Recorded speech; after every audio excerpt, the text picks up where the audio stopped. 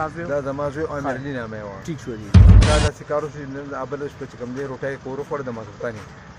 د ماخوستن یې روټۍ وخوړه او بیا مور ورته خیر ویده شه دی خیر بار ووتو زما خو خامخا پټي دي بار او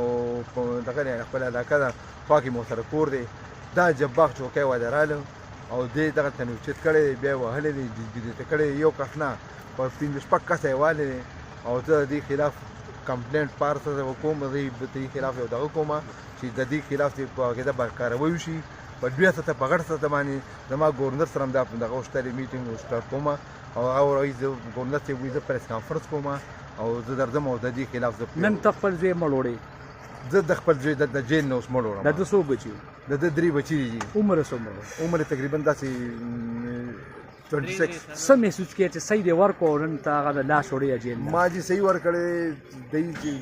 دغه کې صحیح بیا هلته نه دی چې کوم والی دی ذاخرو تاڼي ته بیا والا کړی خو ذاخرو تاڼي والو څه دی مې دغه نه یې کړی زه د خلاف هېڅ دغه نه یې کړی او دی چې کوم دی جیل ته یې راولېږلی یې کړی ما ورته صرف دا ویم که ده باندې ریمانډ وشو نو دا رسولونه به تپوس کوم